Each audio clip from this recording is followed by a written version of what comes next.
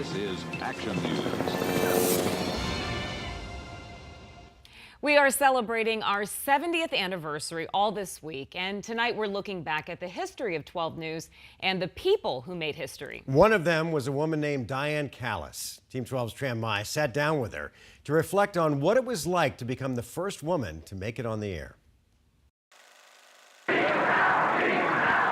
The year was 1970. 100,000 people demonstrated in Washington, D.C. against the Vietnam War. Richard Nixon was president. Jimi Hendrix and The Who were the biggest names in music. And back here in Phoenix, Diane Kalas made history as the first female reporter at 12 News. I had already met the news director trying to get a job.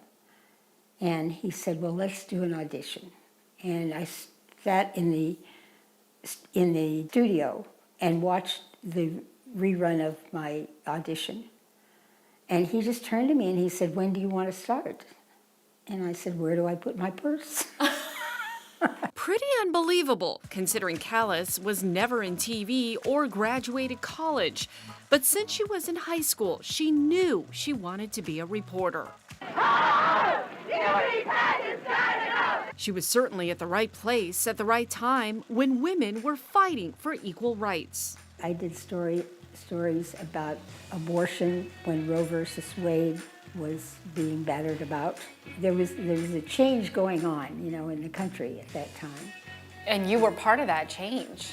Yes, I was. Yeah. I was.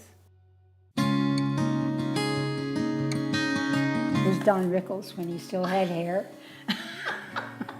And Kalas was also excited about interviewing the biggest legends in Hollywood at the time. Bob Hope, Sammy Davis Jr., Phyllis Diller, Don Rickles, and Liberace, who even signed his book for her. To Diane, you're a marvelous lady. Love, Liberace. With a picture of his piano. And Kalas traveled everywhere. I went to Guatemala one time to cover an earthquake.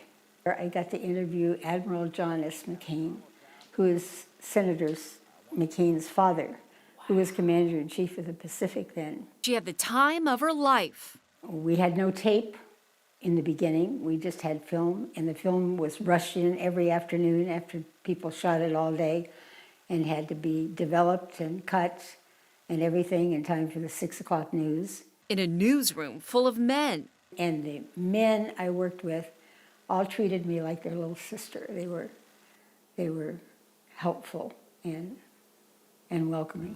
But in 1977, after 7 years working at Channel 12, she was let go. I was given this when I left Channel 12, and it was given to me by the news crew, 9/30 of 77. And so it's a real treasure of mine. Now, at 90, life is good for Diane. This daily walk with rags, is that one of the things that just keeps you so young? I think so, because I have to do that every day, and I really enjoy it. And she enjoys it. Looking back, Kalas never thought of herself as a trailblazer. She was just living her dream. But she appreciates it now more than ever. I am proud to have been part of that legacy, and I'm also proud that it happened at Channel 12, because to me, it's a very special place, and it was like they were my family. Well, Kalas will be celebrating her 91st birthday coming up in just a few weeks on May the 22nd. So happy birthday. And of course, we want to thank her for being part of the 12 News family and paving the way. Still very sharp. You know, she looks great. She's active. And I love just sort of the two generations of reporters, Tram, having a chance to interview her. I know, and I'm pretty sure she could talk to her forever. I would love to hear her thoughts on how she said she was part of the initial Roe v. Wade. I'd love to hear what she has what to she thinks say about now. Yeah. All right.